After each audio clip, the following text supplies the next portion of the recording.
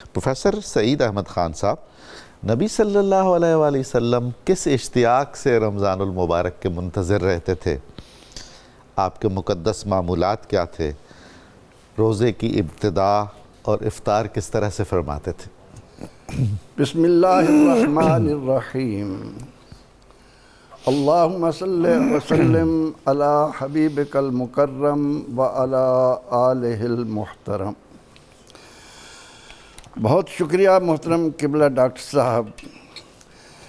رمضان المبارک کی ان برستی رحمتوں میں، ان بٹتی برکتوں میں، سبحان اللہ، ان اترتی سعادتوں میں ہماری خوش نصیبی ہے کہ اس وقت ہم امت کے ایک ایک فرد کو ان رحمتوں سے مستفید ہونے کی طرف مائل کریں۔ بے شک۔ اگر میں ابتدا میں یہ کہوں کہ یا رب تو کریمی و نبی یہ تو کریم، صد شکر کہ ہستیں میان دو کریم۔ پروردگار عالمین نے رمضان المبارک میں رؤوف بالعباد ہو کر کیا عطا کیا، اور اس عطائے ربانی کو رحمت للعالمین بن کر آنے والے نے کس انداز میں امت کو نمونے دیے۔ خلاف پیمبر کسے راہ گزید، ہرگز بمنزل نہ خواہد سبحان اللہ، سبحان اللہ۔ منزل مل ہی نہیں سکتی جب تک دامن مصطفیٰ سے وابستہ نہ ہو جائے۔ بے شک۔ ٹھوکریں کھاتے پھرو گے، ان کے در پر پڑ رہو، واہ۔ قافلہ تو اے رضا اول گیا آخر گیا۔ حضور نبی اکرم رحمت عالم صلی اللہ علیہ وسلم، آپ نے بھی ذکر کیا کہ رجب کے آنے پر آپ اس بات کی طرف توجہ دیتے کہ امت سال کے یہ 3 مہینے تربیت کے لیے اگر وقف کر لے سبحان تو اللہ، دنیا کی امامت ان سے کوئی نہیں چھین سکتا، اللہ کی رضا ان کو حاصل ہوگی، دنیا اور عقبہ کی کامیابیاں ان کے قدم چومیں گی۔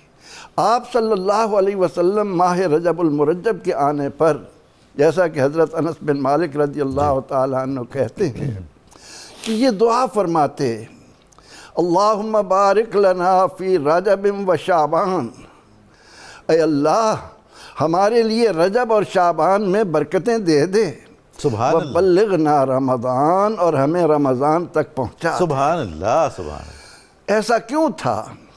اس لیے کہ پروردگار عالمین نے اس ماہ مبارکہ کے بارے میں یوں تو بہت ساری باتیں ہیں، جی، لیکن قابل توجہ اگر ہم 2 باتوں کو سامنے رکھیں، فرمایا کہ شہر رمضان الذی انزل فیہ القرآن، اے میرے بندو، مجھ سے بڑھ کر تم سے پیار کرنے والا کوئی نہیں، میں رحمان ہوں، میں رحیم ہوں، میں رؤوف بالعباد ہوں، میں حنان ہوں، منان ہوں، دیان ہوں، سبحان ہوں۔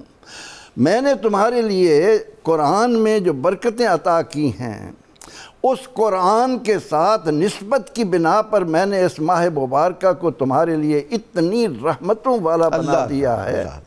میں نے جہنم کے دروازے بند کر دیے ہیں، میں نے جنت کے دروازے کھول دیے ہیں، میں نے ایک فرض کو 70 فرضوں کے برابر کر دیا ہے، میں نے ایک نفل کام کو فرض کے برابر کر دیا ہے، میں نے ایک ایک لمحے میں کتنے جہنم سے آزاد کرنے ہیں یہ میں ہی جانتا ہوں۔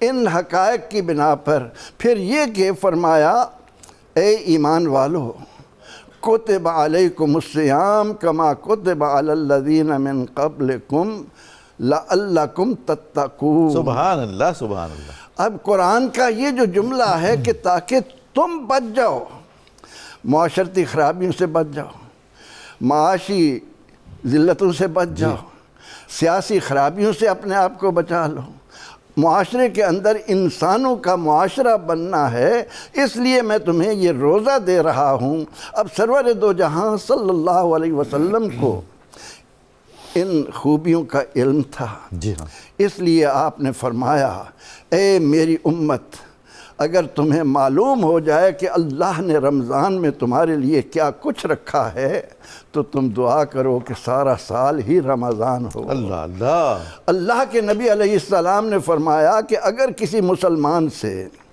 رمضان المبارک کا ایک روزہ فوت ہو جائے، اس کے بعد وہ سارا سال روزے رکھتا رہے، اس کو وہ اجر نہیں مل سکتا۔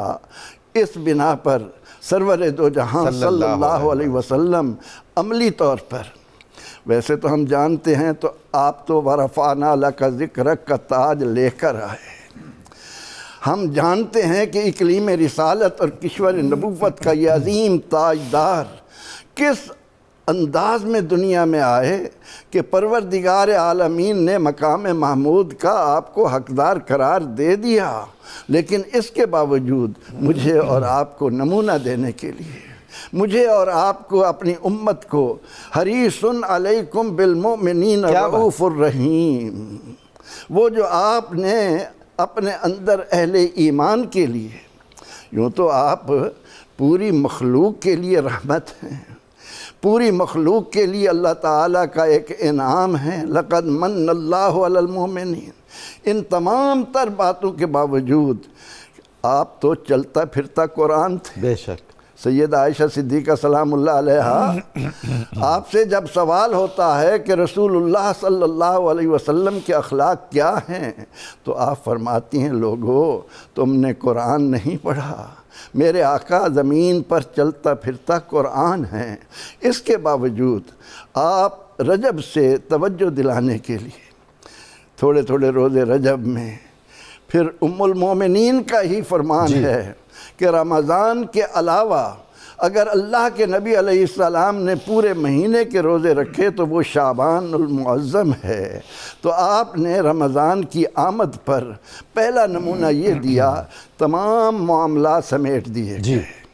جیسے فرماتے ہیں کہ لنگوٹ کس لینا، اتنی تیاری کر لینا کہ یہ جو آسمان سے رحمتیں برس رہی ہیں یہ میرے ایک ایک امتی کے گھر میں آئیں، ایک ایک امتی کا نصیب بدلے۔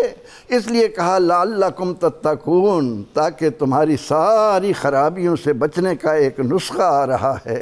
اب جب ہم روزے کے مقاصد پر گفتگو کریں گے تو پتہ چلے گا کہ اللہ تعالیٰ نے اس میں ہمارے لیے کیا کیا رحمتیں چھپا رکھی ہیں۔